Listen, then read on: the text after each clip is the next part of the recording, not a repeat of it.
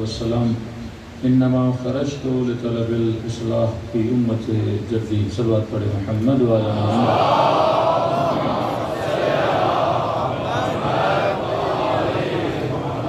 دعا ہے پروردگار عالم ہم سب کی عبادتوں کو اپنی بارگاہ عالی میں قبول فرمائے. وہ جو مقصد زندگی مقصد عبادت لے کر فرش عزا پہ آتے ہیں خدا ان مقاصد میں بھی ہم سب کو کامیابیاں کامرانیاں نصیب فرمائے. اس طرح کل بھی آپ کی خدمت میں عرض کیا کہ فرش عزا اور عاشورہ کا مقصد یہی ہے کہ قوموں کی ملتوں کی افراد کی اصلاح کی جائے. اور 1400 سال سے یہ فرش عزا مختلف جگہوں پر اصلاح عوام اور اصلاح مومنین کر رہا ہے، کیونکہ جس معاشرے میں فرش عزا ہے اس معاشرے میں محبت اہل بیت ہے. وہ بستی جہاں کوئی مجلس نہیں، جہاں اہل بیت کے چاہنے والے نہیں، وہاں پہ آپ کو اہل بیت کی محبت بھی نظر نہیں آتی. تو ہم وہ مشکیزیں ہیں جن کے وجود میں محبت اہل بیت ہے. ہم وہ مشکیزیں ہیں جو مسلمانوں کی چھوٹی چھوٹی پیالیوں میں محبت اہل بیت کو بھرتے ہیں تاکہ وہ اس محبت کو لے کے سیراب ہو جائیں. یہ پریکٹیکل ہے. آپ ان شہروں میں چلے جائیں جہاں کوئی شیعہ نہیں، تو وہاں محبت اہل بیت بھی نظر نہیں آتی. ان کے بچوں سے پنجتن کے نام پوچھیں، ان کو پتہ نہیں ہے۔ یہ آج جو مسلمان بڑے فخر سے کہتے ہیں کہ ہم بھی اہل بیت سے محبت کرتے ہیں، لیکن پوچھیں تو صحیح، یہ محبت تمہارے دلوں میں ڈالی کس نے؟ یہ یاد اہل بیت دلائی کس نے؟ کس نے نام حسین کو تمہیں یاد کروایا؟ تو وہ کون تھے؟ وہ عزاداران ابا عبداللہ الحسین تھے۔ اور فرش عزا کا اثر اتنا تھا کہ اس فرش عزا نے قوموں میں بہادر لوگوں کو پیدا کیا۔ اس فرش عزا نے آپ کو بہادر لیڈرشپیں دی۔ کیوں دوسری قوموں میں خمینی جیسی مثالیں نہیں ملتی؟ کیوں دوسری قوموں میں شہید حسینی جیسے شہداء نظر نہیں آتے؟ کیوں دوسری قوموں میں شہید سبط جعفر جیسے شاعر نہیں ملتے؟ کیوں دوسری قوموں میں شہید مطہری جیسے مفکر نہیں ملتے؟ یہ سارا نتیجہ کس کا ہے؟ مجلس عزاء حسین بن علی کا نتیجہ ہے کہ جن کی نسلوں میں ذکر حسین پایا جاتا ہے وہ نسلیں بزدل نہیں ہوا کرتی۔ جن کے امام علی ہوا کرتے ہیں وہ کسی میدان کو چھوڑ کے بھاگنے والوں میں سے نہیں ہوا کرتے۔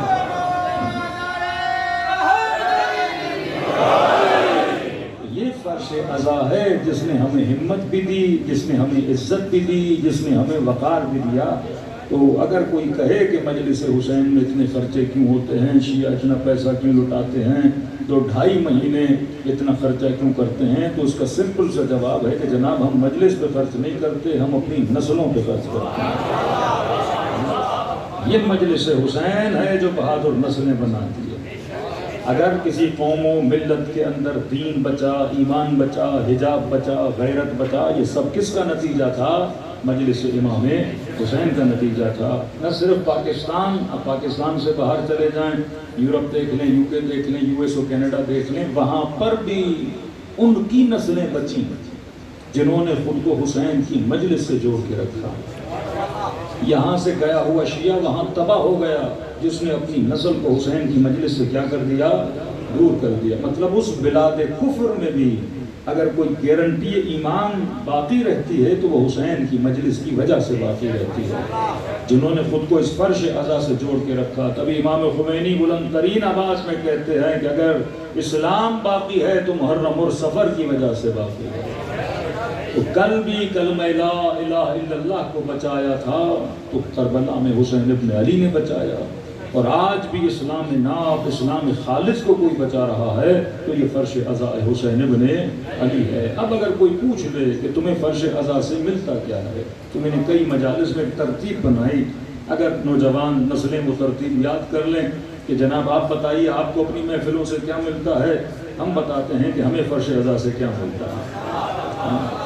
آپ کے مسلمانوں کے بچے آج کل موسیقی کی محفلوں میں، اور عجب ہے کہ اعتراض صرف مجلس پر ہے کہ مجلس پہ خرچہ کریں۔ یہی حکمران سنیما بناتے ہیں، اس پہ کوئی اعتراض نہیں کرتا۔ اربوں روپے ایک سنیما کو بنانے پہ لگا رہے ہو، اس پہ اعتراض نہیں ہوتا۔ بڑے بڑے مال ہیں اسلام آباد میں، 3D سنیما بنائے ہوئے ہیں، کوئی یہ نہیں کہتا کہ اتنا خرچہ یہاں کیوں کیا جا رہا ہے، اس کو اپریشیٹ کیا جاتا ہے کہ بچے سنیما میں جائیں۔ اسی اسلام آباد میں کتنے کنسرٹس ہوتے ہیں، ایک گویا 1 کروڑ لیتا ہے، لیکن اس پر کوئی اعتراض نہیں کرتا کہ بچے وہاں کیوں جا رہے ہیں، کیونکہ وہ نظام شیطان ہے، وہاں جانے کی بھی اجازت ہے، اسے پروموٹ بھی کیا جاتا ہے، لیکن سارے اعتراضات کس پر ہیں؟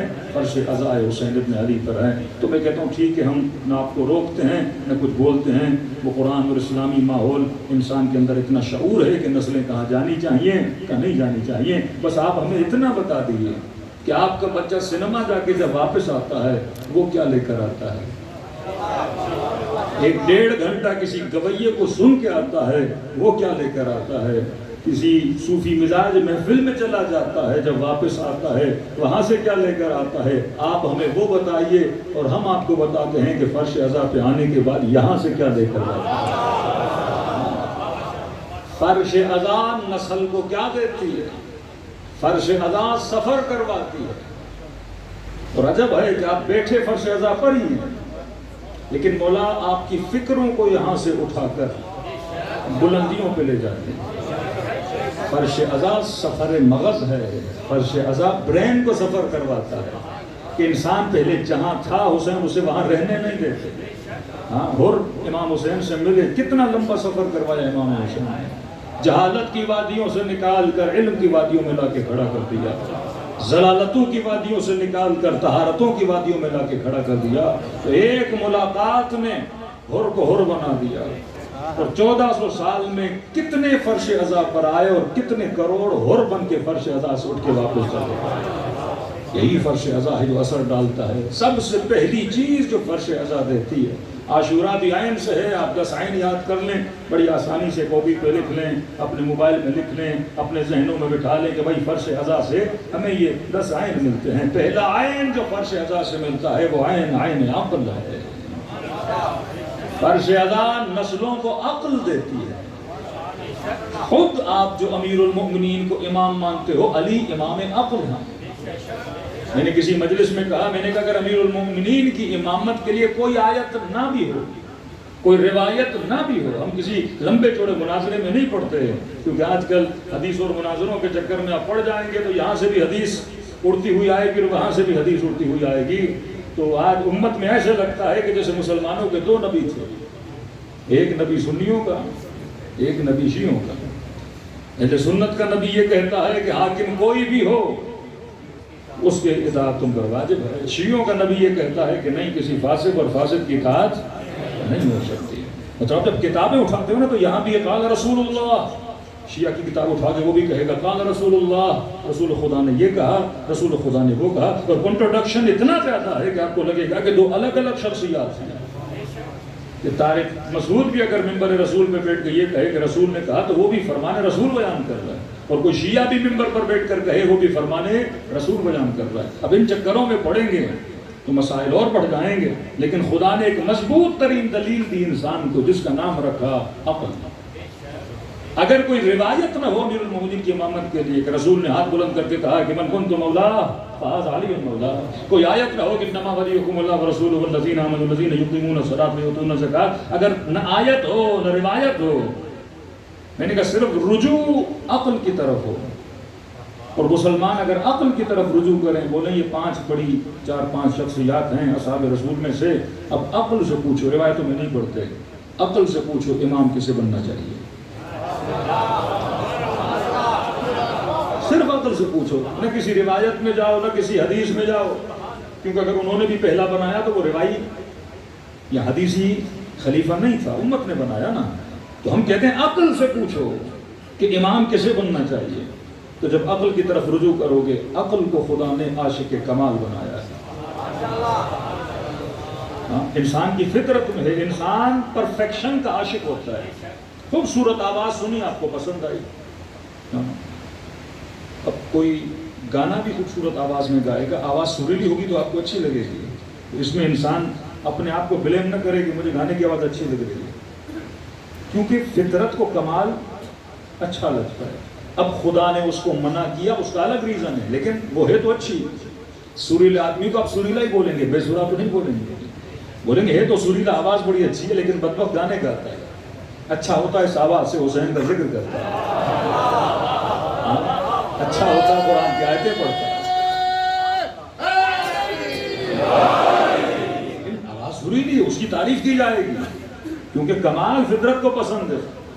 اگر کوئی بندہ سریلی آواز کو بولے یہ بے سرا ہے بے سرا ہے، تو لوگ بولیں گے اس کی سماعت تھوڑی خراب ہے، اچھی کو بھی یہ کیا بول رہا ہے، برا بول رہا ہے۔ عمرو عاص کمال کا دماغ تھا، امیر المؤمنین بھی تعریف کرتے ہیں، مولا فرماتے دماغ تو اس کا بڑا کمال کا ہے، اچھا ہوتا کہ علی کے پاس ایک ایسا ہوتا میں اپنے 10 دے دیتا، کیونکہ مولا کے لشکر میں تھے تو مولا کے ساتھ، لیکن کچھ ایسے بے وقوف تھے جنہوں نے جو فیصلہ کروایا، اور آپ کو پتا ہے جیتی ہوئی جنگ امیر المؤمنین کے ہاتھ سے کیا ہو گئی، نکل گئی۔ اچھے دماغ جناب مختار ثقفی، رسول نے لقب دیا کیس، اور میں اس کا بیٹا بڑا تیز ہوگا، شارپ ہوگا، کین ہوگا، اور مولا فرماتے ہیں علی کا شیعہ بھی کیا ہوتا ہے، شارپ ہوتا ہے، تیز ہوتا ہے، ٹین کے ڈبے کی طرح نہیں ہوتا، جلدی گرم بھی ہو گیا اور منٹوں میں ٹھنڈا بھی ہو گیا۔ فرما نہیں، مصلحت پسند، چیزوں کو سمجھتا ہے، حکمتوں کو سمجھتا ہے، کیونکہ کس کا ماننے والا ہے، امیر المؤمنین کا ماننے والا ہے۔ تو میں نے کہا اگر عقل کی طرف رجوع کیا جائے، عقل ہے عاشق کمال، یا ہر بندے کی فطرت میں ہے۔ کسی نشے سے بھی پوچھو گے نا نشہ اچھا ہے، بولے گا عادت پڑ گئی ہے، لیکن نشے نہیں کرو، بری چیز ہے۔ جو اسکول میں بچہ پڑھتا نہیں، فیل ہو کے آتا ہے، اس بچے کو بھی پسند ہے کہ میں پاس ہو جاؤں، یہ فطرت ہے کہ لوگ پیسے دے کر بھی ایگزام میں پاس ہونا چاہتے ہیں، پیسے دے کر بھی کہتا ہے ایک گریڈ مجھے لگ جائے. فطرت ہے کہ یہاں کا وزیر اعظم بھی ہارا ہوا ہے.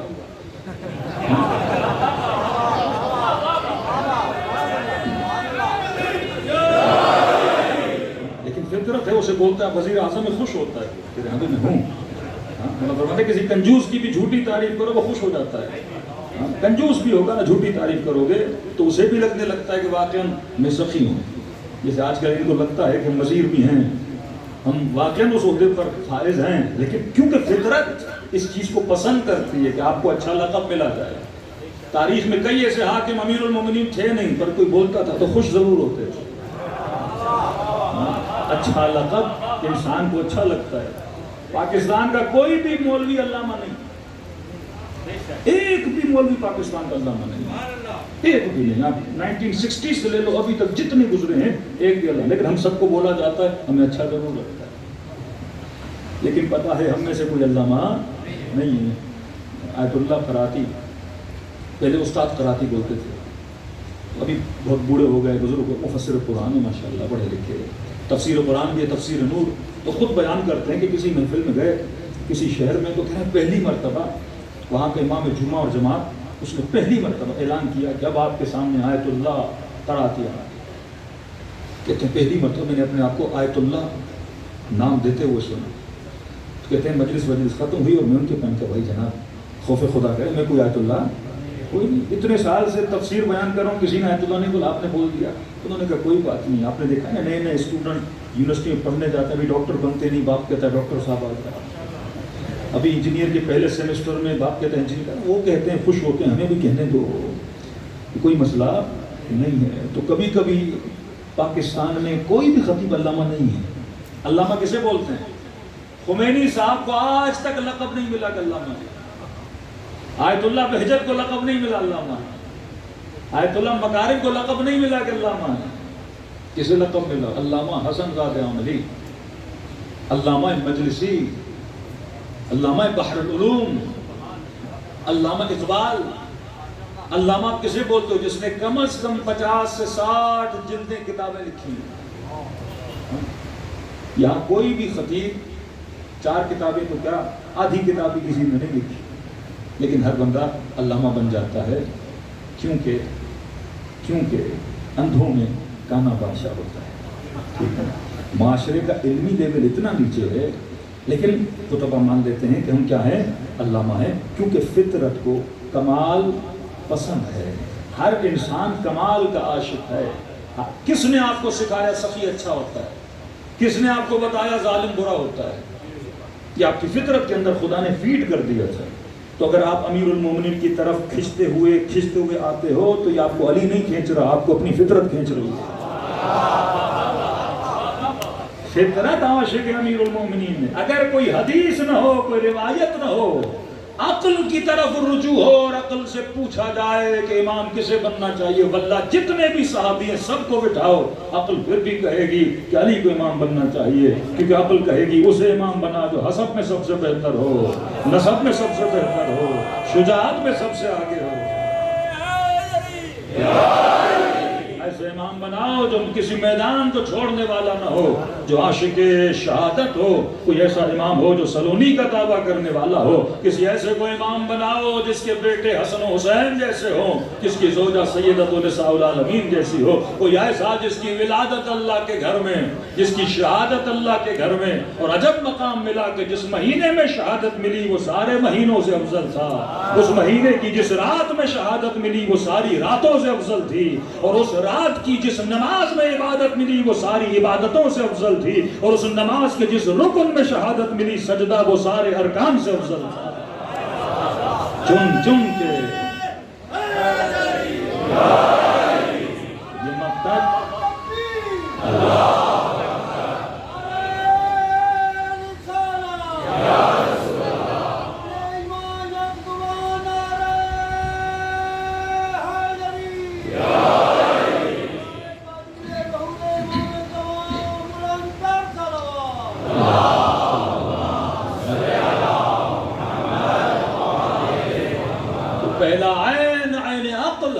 فرش عذاب نسلوں کو عقل مند بناتا ہے۔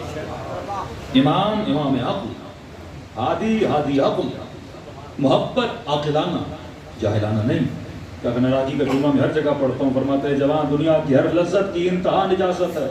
پانی پیو انتہا نجاست، کھانا کھاؤ انتہا نجاست، لذت نکالو انتہا نجاست، عقل کی طرف رجوع کر، ایسی لذتوں کے عاشق کیوں بنتے ہو جس کی انتہا نجاست ہے۔ ہاں یہ ضرورت زندگی ہے، عشق دین بنا کر فرمایا ایسی لذت کے عاشق بن جس کی ابتدا بھی نور ہو، جس کی انتہا بھی نور ہو۔ عشق الہی ہے، یہ مکتب نسلوں کو عقل بناتا ہے۔ چھری کند ہو جائے نا تو پتھر تیز کرتا ہے، عقلیں کند ہو جائے تو حسین کی مجلس تیز کرتا ہے۔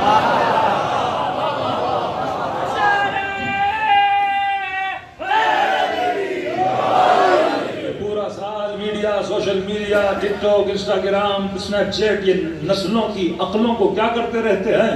کند کرتے رہتے ہیں، اور حسین فرش عزا پہ بٹھا کر عقلوں کو تیز کرتے ہیں، انہیں شارپ کرتے ہیں۔ مولا فرماتے ہیں عقل مند کا پتہ عقل مند کے چناؤ سے چلتا ہے، عقل مند کے انتخاب سے چلتا ہے۔ کیا کروں جب یہ لفظ کہتا ہوں تو پاکستان کے حالات میرے سامنے آ جاتے ہیں۔ عقل مند کا پتہ عقل مند کے چناؤ سے چلتا ہے۔ اب کیسے پتا میں عقل مند ہوں یا جاہل ہوں؟ پر میں دیکھ تو نے کسے چنا،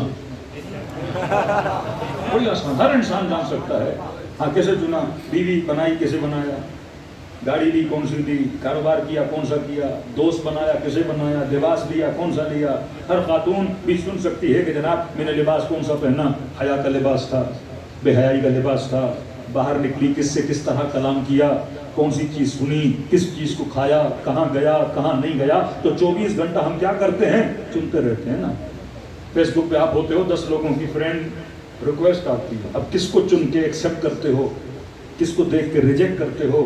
زندگی دو ہی چیزیں ہیں، یا ایکسیپٹ ہے یا ریجیکٹ ہے۔ تم کسی کو چنتے ہو، کسی کو ریجیکٹ کرتے ہو۔ تو فرمایا عقل مند کا پتہ عقل مند کے چناؤ سے چلتا ہے۔ کیا کریں ہمارے جوان بھی بڑے تیز ہیں کہ مولانا یہ بتائیے پاکستانی عقل مند ہیں یا نہیں ہیں؟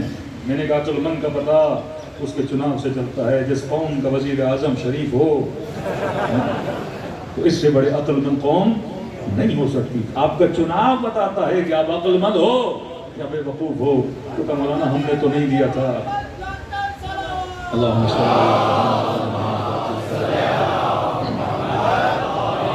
یہ قوموں کی حالتیں بتاتی ہیں کہ وہ کتنے عقل مند ہیں اور کتنے بے وقوف ہیں۔ کسی نے کہا مولانا الحمدللہ ہم نے تو نہ ووٹ دیا تھا، کچھ کہتے ہیں ہم ووٹ دینے جاتے ہیں۔ میں نے کہا نہیں ووٹ دینا چاہیے، لیکن چناؤ انسان کا کیا ہونا چاہیے؟ بہتر سے بہتر ہونا چاہیے۔ اب یہ چناؤ جو ہم لیتے ہیں کس بنیاد پر؟ عقل کی بنیاد پر۔ تو پہلی چیز ہمیں مجلس حسین کیا دیتی ہے؟ عین عقل۔ دوسرا عین علم ہے، کیونکہ عقل اگر طاقتور ہوتا ہے تو کس کے ذریعے سے؟ علم کے ذریعے سے۔ مولا فرماتے ہیں عقل کا قبلہ علم ہے، علم کا قبلہ عقل ہے، کیونکہ یہ علم ہے جو عقل کو بتاتا ہے کہ اس نے کہاں جانا ہے۔ جیسے آپ کی گاڑی ہے، گاڑی کے اندر فیول ہونا چاہیے، پیٹرول کی گاڑی میں ڈیزل ڈالو گے انجن خراب ہو جاتا ہے۔ تو فرمایا عقل کا جو فیول ہے۔ اب بعض لوگوں کی عقل شیطانی کہ امیر المومنین کے مقابلے میں آگے بڑے شاطر تھے کہ مولا کے ہاتھوں سے جنگ کس طرح نکالنی ہے، کون سے حربے لڑنے ہیں، کون سی شیطنتیں کرنی ہیں، یہ سارا کام کون کرتا ہے؟ عقل ہی کرتا ہے۔ لیکن عقل کو جو معلومات دی جا رہی ہے، اگر وہ معلومات جس پائپ لائن سے آ رہی ہیں وہ لائن ہی نجس ہوگی تو وجود کیا ہو جائے گا؟ عقل نجس ہو جائے گی۔ تبھی فرمایا انا مدینۃ العلم وعلی بابها۔ اگر علم لینا ہے تو پائپ لائنیں بھی پاک ہونی چاہیے، دروازے بھی پاک ہونے چاہیے، جہاں سے علم لے رہے ہو وہ جگہ بھی کیا ہونی چاہیے؟ پاک ہونی چاہیے۔ یہ لوگوں کے ذہنوں کو نجس کر دیا جاتا ہے، کبھی کسی کو کافر بول کر، کبھی کسی کو مشرک بول کر، کبھی فتوے لگا کر، تو یہ ذہنوں میں نجاست کو ڈالا جاتا ہے۔ اسی نجاست کے ذریعے سے پھر یہی لوگ قاتل بنتے ہیں۔ پھر قواریت، کبھی لسانیت کے مسلمان سے لڑتا ہے۔ اتنے سال مسلمانوں کو لڑایا گیا، یہ کون سی عقل تھی؟ عقل شیطانی تھی۔ لیکن فرش عزا پہ آتے ہیں حسین ہماری نسلوں کو پاک علم دیتے ہیں، انہیں شعور دیتے ہیں، انہیں یہ سکھاتے ہیں کہ کسے چننا چاہیے کسے نہیں چننا چاہیے۔ اب وہ بچہ جو 7 سال کی عمر سے یزید سے نفرت کرتا ہوا آیا، کیا وہ کسی ظالم سے محبت کر سکتا ہے؟ وہ نظریں جو یزید پہ لعنت کرتی آئیں کسی یزید کے کردار جیسے کی سپورٹ کر سکتی ہیں. فرش ازا ایک موجود بنا مزاج بنا دیتا ہے کہ شیعہ کبھی ظالم مزاج نہیں ہو سکتا. شیعہ کا دل حسین کبھی سخت ہونے ہی نہیں دیتے. پورا سال سخت ہو بھی جائے مجلس حسین میں بٹھا کے اپنے مسائل سنا کے اس کے دل کی مٹی کو نرم کر دیتے ہیں. آپ کا دل کیسے سخت ہوگا؟ جو علی اصغر کے مسائل پہ روئے اس کا دل سخت ہوگا. جو اکبر کے مسائل پہ روئے اس کا دل سخت ہوگا. جو سیدہ زینب کے مسائل پہ روئے کہ اس کا دل سخت ہوگا. تبھی فلسطین کے مسلمانوں کے لیے سب سے زیادہ اگر کسی کے دل تڑپتے ہیں وہ کون ہے؟ اہل بیت کے چاہنے والے ہیں. کس نے رمضان کے آخری جمعے کا اعلان کیا؟ شیعوں نے اعلان کیا. کون سب سے بڑی ریلیاں نکالتا ہے؟ یہ اہل بیت کے چاہنے والے نکالتے ہیں. وہ چاہے مظلوم سربیا کا ہو یا فلسطین کا ہو، ان کی مدد کے لیے اگر کوئی آواز بلند کرتا ہے تو حسین کے چاہنے والے بلند کرتے ہیں. کیونکہ فرش ازا نے مزاج بنا دیا کونوا للظالم خصما وللمظلوم عونا، کہ ہمیشہ ظالم کے لیے دل میں خصم رکھنا، نفرت رکھنا. اگر زبان کے ساتھ بول نہیں سکتے لیکن دل میں اس کے لیے رحم نہیں ہونا چاہیے. وللمظلوم عونا، جتنا ہو سکے مظلوم کی مدد کرنا. کیونکہ علی مظلوم پرور تھے، حسین مظلوم پرور تھے، کربلا مظلوم پروری کا نام ہے. خود مظلوم بتاتا ہے کہ میری حمایت ہونی چاہیے. تو پہلا عین جو فرش ازا دیتا ہے وہ عین عقل ہے. نسلوں کو عقل مند بناتا ہے. اور عقل پہ لمبی مجلسیں ہو سکتی ہیں. وہ انتخاب امام ہے، وہ انتخاب فقہ ہے. اگر انسان اپنی عقل کو بیدار کرے. یہ جو باتیں کی جاتی ہیں کہ جب آپ کی عقل ایکسیپٹ نہیں کرتی کہ رسول یہ کہیں کہ حاکم کیسا بھی ہو، مطلب یہ روایتیں میں نے پچھلے سال عشرے میں ترتیب سے پڑھی تھی مسلم اور بخاری سے. ایک ایک ایسا بھی ہو، پھر ہو اگر حبشی غلام بھی ہو، پھر یہ اگر فاسق بھی ہو، یہاں تک کہ اگر دین میں بدعت بھی ڈال دے تو آپ اس حاکم پہ عمل کرو گے. پھر ایسی روایتوں کی نسبتیں پاک ترین شخصیات کی طرف دی گئی. مثلا ایک روایت ہے اس کی نسبت حضرت ابو ذر غفاری کی طرف دی گئی، کیونکہ خاص طور پہ مدینے سے افراد کو بلایا تھا، ان افراد کو پیسے دیے گئے تھے. پھر اہل شام نے سینکڑوں کی تعداد میں روایتیں بنائی تاکہ صرف اپنے تخت و تاج کو کیا کیا جائے؟ سپورٹ کیا جائے. آج تک بھی یہ ظالم حکمران، ڈکٹیٹر حکمران انہی روایتوں کا سہارا لیتے ہیں کہ حاکم کیا ہے؟ اولی الامر ہے، لہٰذا اطاعت واجب ہے، نہیں کرو گے تو جیل میں ڈال کے سر قلم کر دیں گے اور بولیں گے بھائی ہم نے وہی کیا جو رسول خدا نے کیا تھا. یہاں تک کہا کہ اگر حاکم کے خلاف کوئی بھی اٹھے، یہاں ہے حاکم کیسا بھی ہو، فری ہینڈ دیا، کیسا بھی ہو، مطلب کسی بھی طرح کا گناہ ہو آپ اس کا ذکر نہیں کر سکتے کیونکہ حاکم ہے. دوسرا، اس کے مقابلے میں اٹھنے والا کوئی بھی ہو، اب کوئی سے سمجھو اگر نبی کا نواسا بھی ہو، سب سے بڑا عادل، صالح، عابد، زاہد بھی ہو، فری ہینڈ دے دیا، کوئی بھی ہو آپ اس کا سر قلم کر سکتے ہو. اسی پاکستان میں لال مسجد میں جب اٹیک ہوا تو جنرل مشرف نے لال مسجد کے مولوی کو کہا کہ تم نہیں تو لکھا ہے حاکم کی اطاعت کیا ہے؟ واجب ہے، اور حاکم کے اگر خلاف کوئی بغاوت کرے اس کا قتل کیا ہے؟ جائز ہے. تو کہا تجھے مارنا میرے لیے کیا ہے؟ جائز ہے. تمہاری کہی ہوئی باتوں کے ذریعے سے کبھی کبھی اپنی باتیں گلے کی ہڈی بن جاتی ہیں اور ان کے گلے پڑ جاتی ہیں. کیونکہ واقعی کتابوں میں لکھا ہے اگر کسی کو ظالم کے خلاف بولنے کا حق ہے وہ شیعہ کو حق ہے. کیونکہ ہماری فقہ میں کوئی ایسی چیز لکھی ہوئی نہیں ہے. کل بھی حسین نے بولا تھا، آج بھی حسین کے چاہنے والے شیعہ بولتے ہیں. اور یہی جرت ہے کہ یہ واحد قوم ہے جو اسرائیل کے مقابلے میں کھڑی ہو جاتی ہے. یہ واحد قوم ہے جو ظلم کی آنکھوں میں آنکھیں ڈال کے ڈٹ کے کھڑی ہو جاتی ہے. کیونکہ یہ مکتب ہے جس نے ہمیں سکھایا کہ شیعہ عقل مند ہوتا ہے اور عقل کبھی ظالم کی حکمرانی کو ایکسیپٹ نہیں کرتی. جب آپ کا عقل ایکسیپٹ نہیں کر رہا رسول خدا ایسا کلام کیسے کہہ سکتے ہیں؟ جب قرآن کہے لعنت اللہ علی القوم الظالمین، اللہ کی لعنت ظالموں پر ہے، تو رسول کیسے کہیں گے کسی ظالم کی حکمرانی کو ایکسیپٹ کر دو؟ جب خدا کہے یرثھا الا عبادی الصالحین، یہ قرآن زمین کا ورثہ کون بنے گا؟ عباد الصالحین بنیں گے. پھر کیسے رسول کہیں گے کوئی بندے غیر صالح ایک مفسد انسان حاکم بن جائے، امت اس کی حکومت میں آ جائے؟ اور وہی رسول کے الناس والا دین ملوکہم کہ لوگ اپنے حکمرانوں کے دین پر ہوتے ہیں. کیسے ممکن ہے ایک ظالم ایک فاسق حکمران آ جائے تو لوگوں کو بے دین و بدعتی بنائے اور ہم پھر بھی کہیں کہ امر بالمعروف کرو، نہی عن المنکر کرو، جمعے کے خطبوں میں لوگوں میں تبلیغ کرو؟ ارے جب جمعہ پڑھانے والا یہ حاکم کے نیچے ہوگا وہ حاکم کے خلاف کیا بولے گا؟ وہ تنقید حاکم کیا کرے گا؟ وہ امر بالمعروف کیا کرے گا؟ وہ نہی عن المنکر کیا کرے گا؟ پھر لوگوں لوگوں کا دین وہی بن جائے گا جو حاکم کا دین ہوگا. کہ آپ دیکھتے ہیں بعض مسلمان ملک میں پہلے سختی سے دیندار بنایا, اب اسی سختی سے ان کو سیکولر بنایا جا رہا ہے. تو قومیں فٹ بال کی طرح کبھی ادھر جائیں گی کبھی ادھر جائیں گی. دین اسلام ایک قبلے کا نام ہے, دین اسلام لا الہ الا اللہ کا نام ہے. دین اسلام کا مطلب یہ ہے ما آتاکم الرسول فخذوہ, جو رسول نے دیا وہ لو, وما نہاکم عنہ, وہ جس سے روکا اس سے انسان کیا ہو جائے, رک جائے. اب خالص دین تجھے ملتا ہے وہ فرش عزا سے ملتا ہے, کیونکہ فرش عزا انسان کی عقلوں کو بیدار کرتی ہے. پہلا عین عین عقل, دوسرا عین عین علم, تیسرا عین جو فرش عزا دیتا ہے وہ عین عین عبرت ہے.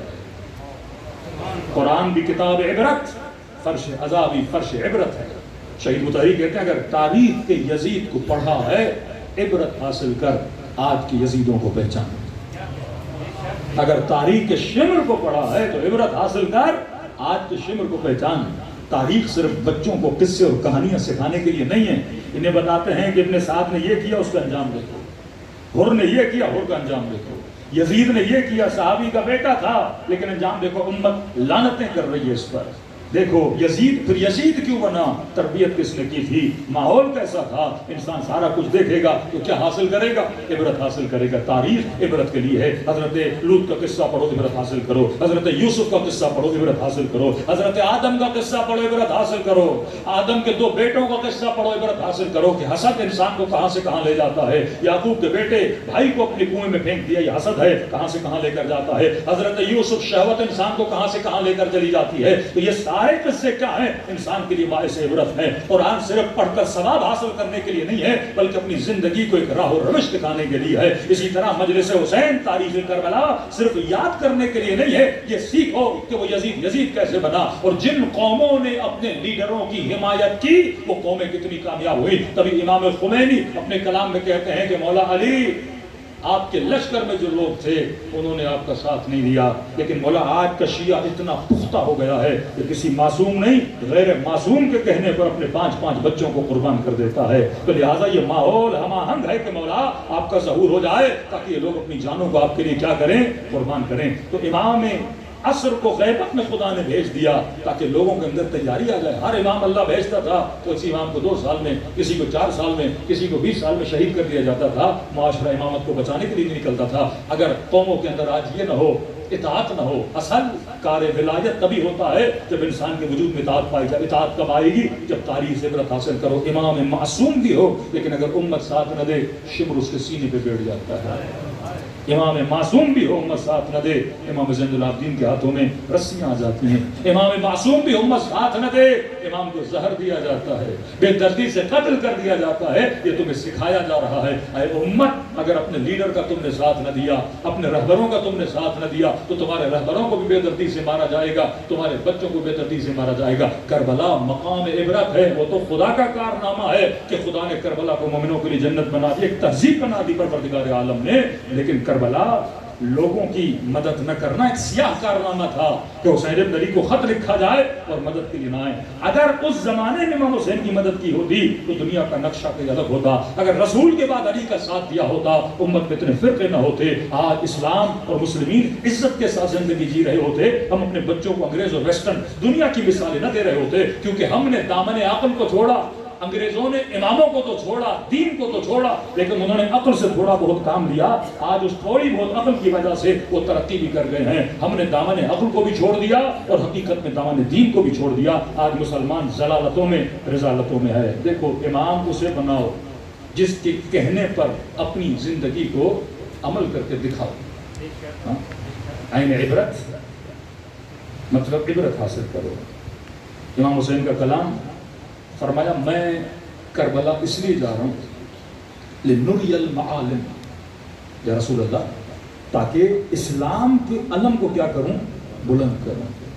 معالم نکلا علم سے. آپ گھروں کی چھتوں پہ حضرت عباس کا علم ہمیشہ اونچائی پہ لگایا جاتا ہے تاکہ لوگ دیکھیں اور وہ کسی چیز کی پہچان ہوتا ہے. جیسے وطن کا علم, مذہب کا علم, فرقے کا علم, کسی سیاسی پارٹی کا علم, وہ علم پہچان ہوتا ہے. فرمایا لنری المعالم, یا رسول اللہ مسلم معاشرے میں اسلام کی جو نشانیاں ہیں وہ ختم ہوتی جا رہی ہیں. جو چیز پہچان اسلام ہے وہ ختم ہوتی جا رہی ہے. اب آج آپ کے معاشرے میں ایک مسلم मुमिना औरत की पहचान क्या है? जब बाहर निकलेगी आप कैसे पहचानोगे ये मुसलमान है अंग्रेज है? हिजाब, हिजाब अलम इस्लाम है। चार औरतें जा रही हैं, आप उसके कपड़े से पहचानोगे कि ये कौन है, मुसलमान है या गैर मुसलमान।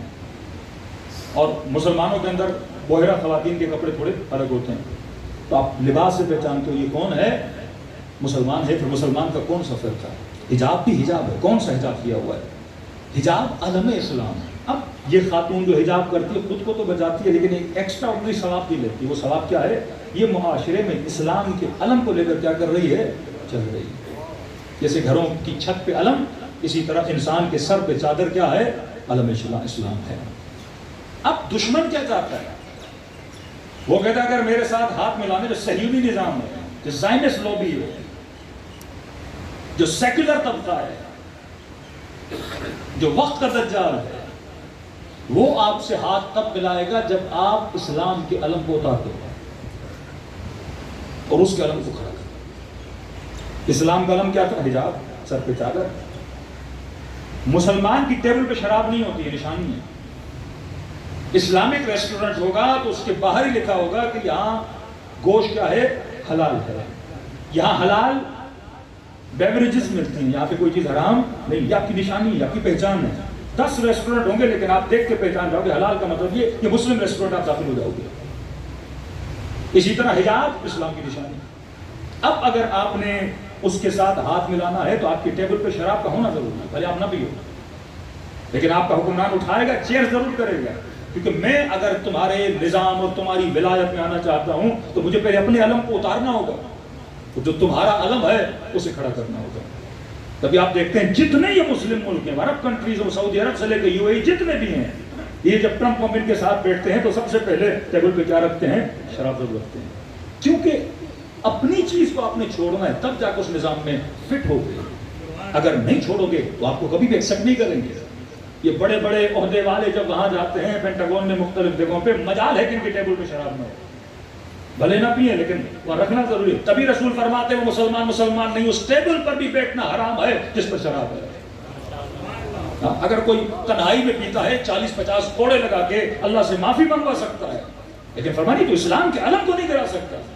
मुस्लिम है, तुझे गंदगी की आदत भी है, लेकिन ऐसी टेबल को नहीं बैठेगा जिस टेबल पे शराब हो। क्योंकि एक मर्तबा तू गुनाह करता है, एक मर्तबा तरवीज गुनाह करता है। तरवीज गुनाह का गुनाह उस गुनाह के करने से ज्यादा बदतर है। एक मर्तबा में हिजाब नहीं करती, लेकिन एक मर्तबा बदहिजाबी की तरवीज करती हूं। किस मुर्तद की सजा मौत है? हर मुर्तद नहीं। एक मर्तबा कोई शिया था, सुन्नी था, मुर्तद हो गया, सेक्युलर हो गया, अल्लाह को नहीं मानता, मुनकर दीन बन गया, इसका कत्ल जायज नहीं है। किसका कत्ल जायज है? किस मुर्तद को हाकिम इस्लामी मौत के घाट पे उतारता है? जो मुर्तद भी बना और अपने इर्तिदाद की तबलीग भी कर रहा है। बुरा भी बना, फिर बुराई की क्या करने लगा? तबलीग करने लगा। फरमा नहीं, इसको जेल में डाल दो, इसकी जबान बंदी कर दो, क्योंकि ये इर्तिदाद की तबलीग कर रहा है। अलम इस्लाम, तब तक आपका हाकिम उसके साथ हाथ नहीं मिला सकता जब तक अलम इस्लाम को गिराता नहीं। अलम इस्लाम क्या? यही शराब का न पीना। अलम इस्लाम क्या? सरों पे हिजाब का होना।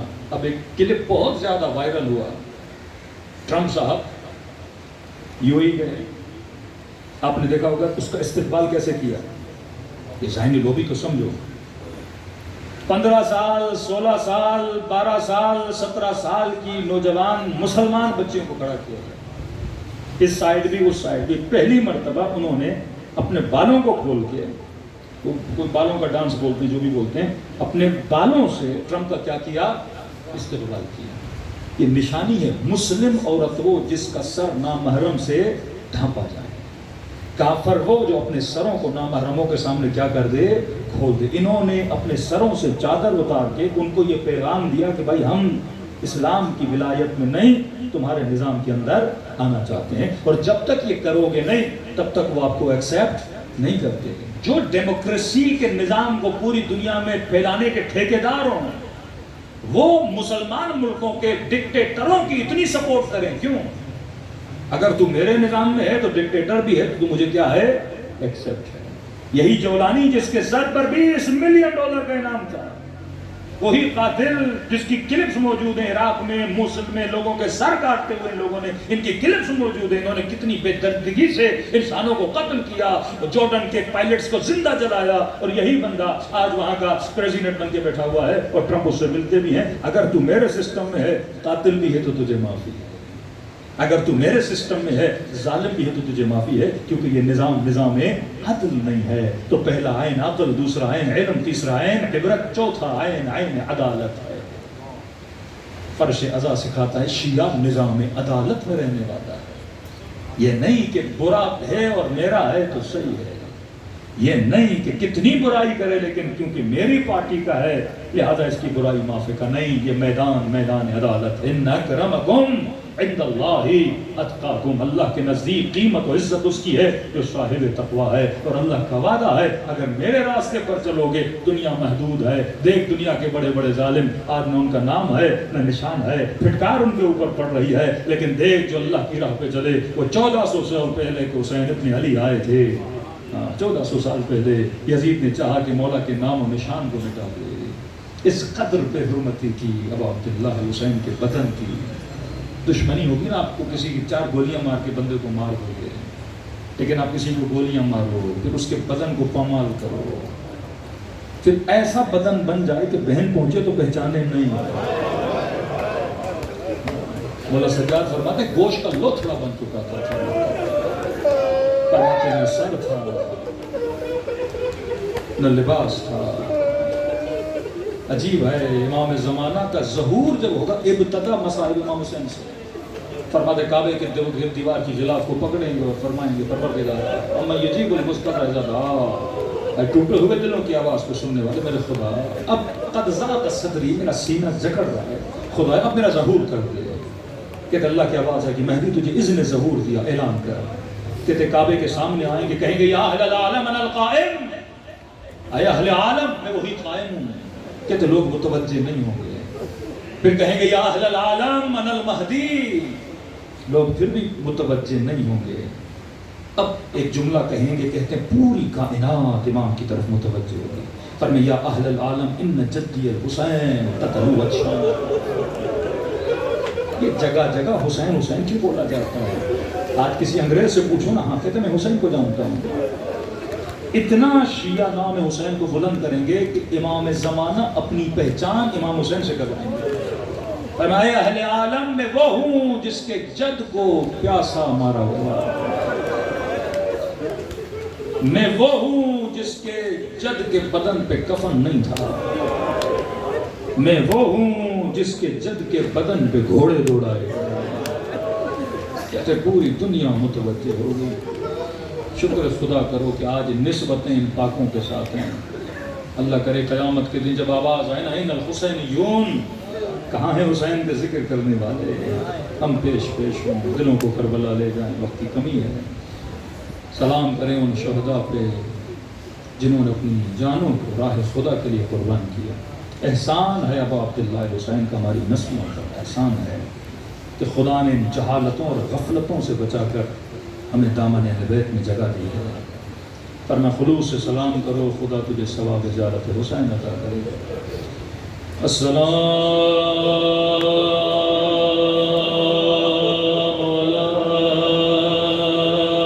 الحسین وعلی علی ابن الحسین وعلی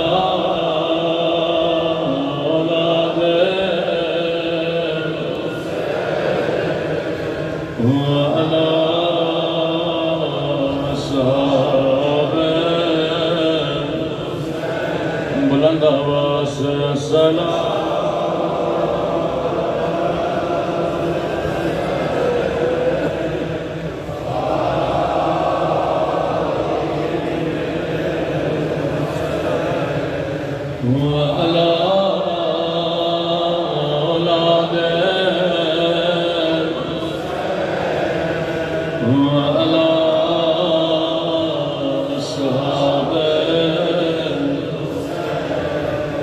اکثر بی بی زینب یہ کہا کرتی تھی زینب کو دکھ اس بات کا نہیں کہ زینب کو غیروں نے نہیں پہچانا، دکھ اس بات کا تھا کہ زینب کو اپنوں نے بھی نہیں پہچانا۔ میں کہوں گا بی بی اپنوں کا قصور نہیں تھا، اپنوں نے کبھی سوچا بھی نہیں کجا زینب کجا بالا کالی کی بیٹی کہاں شرابے کا دربار۔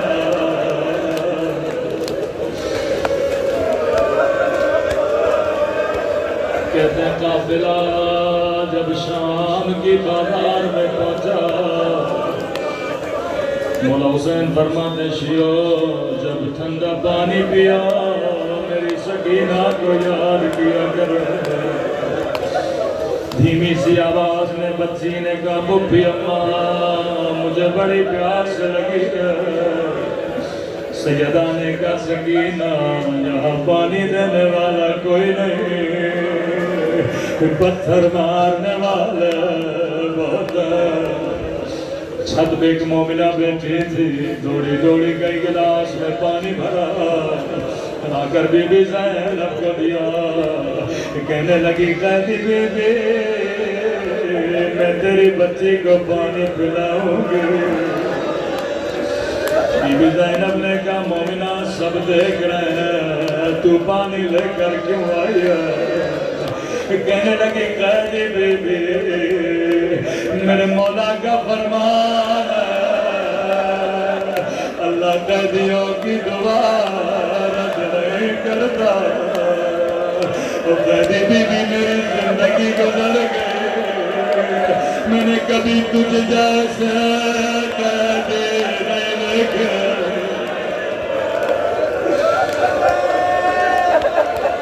بی بی نے کہا سکینہ پانی بعد میں پینا، ہم سید کسی کا احسان نہیں اٹھاتے۔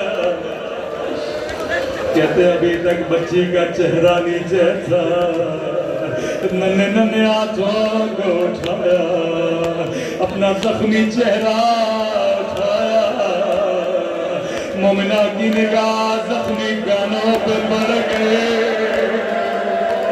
زخمی رخساروں پہ پڑ گئے، یہ اپنی ساری دعائیں بھول گئے۔ کہتی ہے قیدی بی بی دعا کرو اللہ میری بچی کو تیری طرح یتیم نہ بنائے۔ سکینہ نے دعا کے لیے ہاتھوں کو اٹھایا، کہنے لگی میرے اللہ کسی بچی کو میری طرح یتیم نہ بنانا، کسی بچی کو میری طرح قیدی نہ بنانا۔ مومنہ بتا دوسری دعا کیا کروں؟ کہتی ہے قیدی بی بی مدتیں گزر گئیں میں مدینے نہیں گئے، خدا کسی کو غربت میں وطن کا نام نہ سنائے، کب مدینے میں تیرے رشتہ دار کہتی اس سے بھی بڑھ کے ہے کون ہے تیرا مدینے میں؟ او قیدی بی بی رسول کا روزہ ہے، مدینے میں میرا حسین ہے، مدینے میں قمر بنی ہاشم۔ بی بی زینب کو بڑا پیار آیا، اور کون ہے؟ کہتی ہے قیدی بی بی مدینے میں مجھے قرآن پڑھانے والے، مجھے حجاب سکھانے والے۔ بی بی نے کہا مومنہ تو نے حسین کا نام لیا، تو نے عباس کا نام لیا، کیا مدینے والی بی بی سے ناراض ہو؟ تو نے اس کا نام مجھے نہیں بتایا۔ کہتی ہے قیدی بی بی میری مجال میں ناراض ہو رہا ہوں، میری مجبوری سمجھو، یہ بازار کا ماحول ہے، نامحرموں کا مجمع ہے، میں اپنی بیوی کا نام نہیں لے سکتے،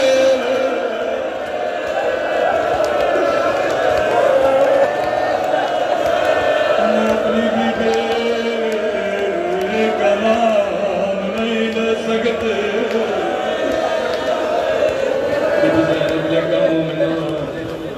اگر میں دعا کروں تیری دعا یہی قبول ہو تو کیا کہو گے، کیا کہنا چاہتی ہو کہ اگر مدینے والے تجھے بازار میں نظر آئے تو کیا کہو گے؟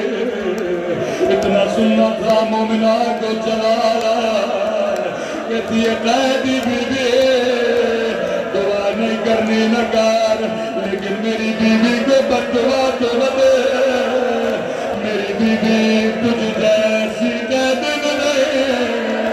اتنا سننا تھا سیدہ کو چلا رہا، اپنا چہرہ اٹھایا کہ ام حبیبہ نہیں پہچانا